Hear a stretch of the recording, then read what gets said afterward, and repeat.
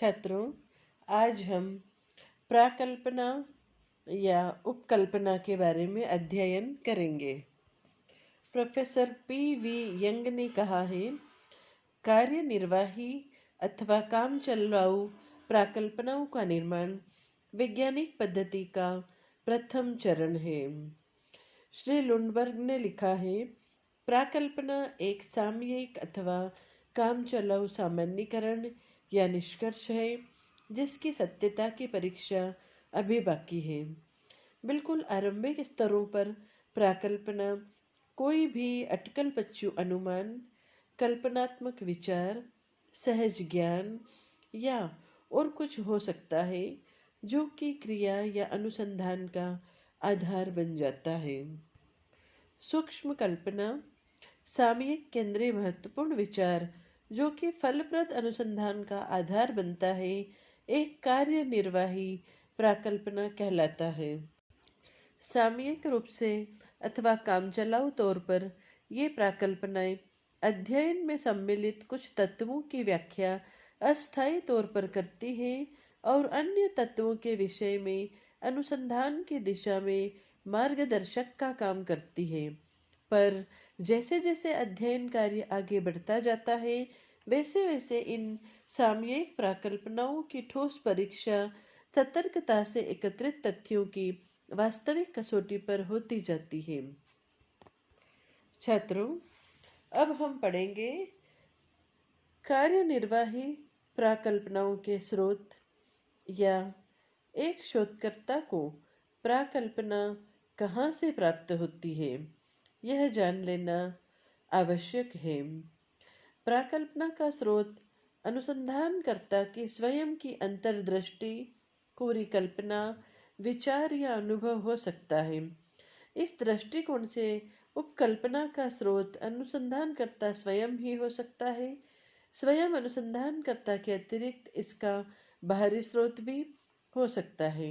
Shri Lundberg ने लिखा है कि एक फलप्रद प्राकल्पना की खोज में हम कविता, साहित्य, दर्शन, समाजशास्त्र के विस्तृत वर्णनात्मक साहित्य, मानव जाति शास्त्र, कलाकारों के काल्पनिक सिद्धांतों या उन गंभीर विचारकों के सिद्धांतों की संपूर्ण दुनिया में विचरण कर सकते हैं जिन्होंने कि मनुष्य के सामाजिक संबंधों के गहन अध्ययन कार्य में अपने को नियोजित किया है।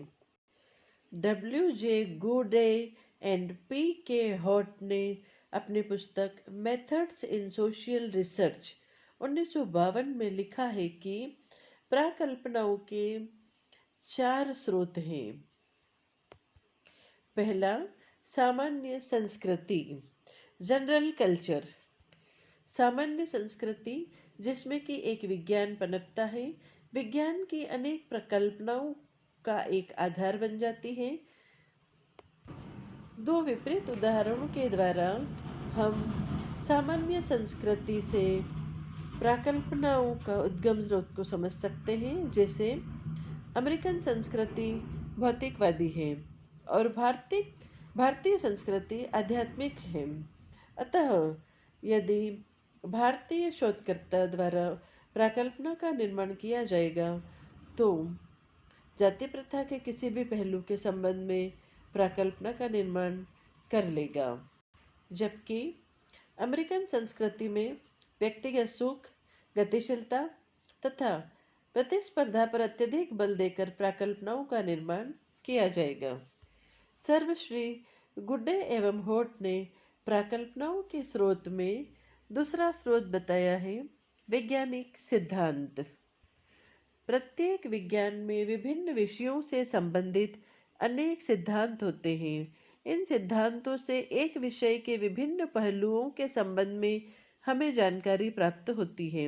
यह जानकारी हमारे वर्तमान शोध का आधार बन सकती है। यद्यपि यह हो सकता है कि वास्तविक अनुसंधान से आगे चलकर हमें यह पता चले कि उस विषय के संबंध में अब तक हम जो कुछ भी जानते थे वह गलत था। फिर भी सामयिक रूप में सिद्धांत एक विषय के संबंध में जो कुछ पता है वह बताकर शोध कार्य को दिशा प्रदान करता है।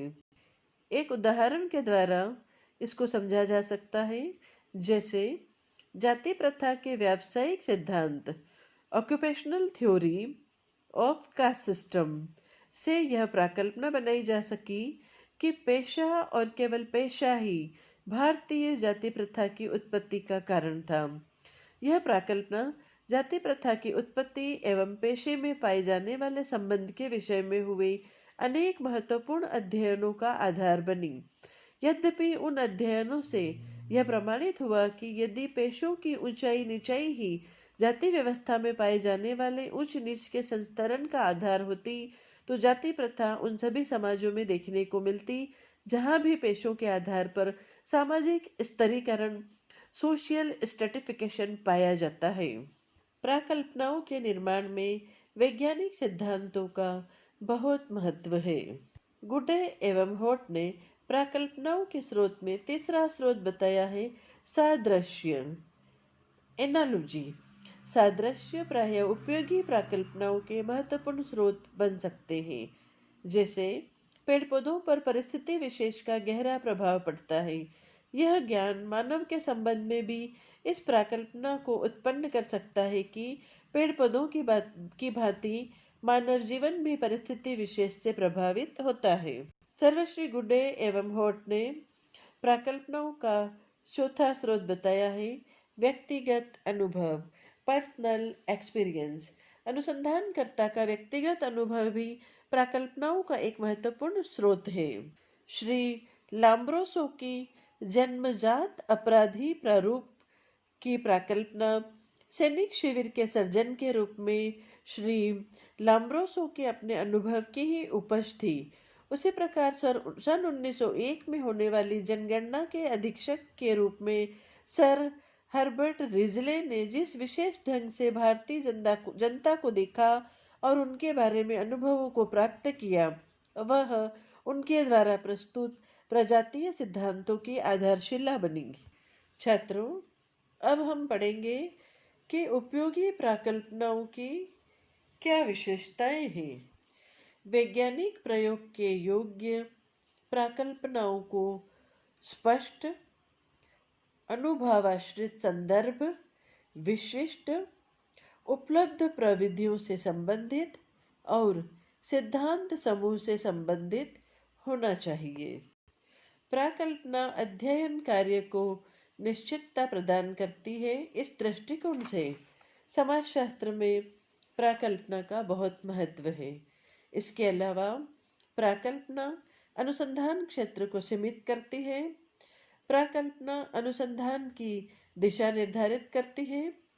प्राकल्पना संबंध तथ्यों के संकलन में सहायक होती है और प्राकल्पना प्रत्येक दशा में सत्य ढूंढ निकालने के कार्य में सहायक सिद्ध होती है।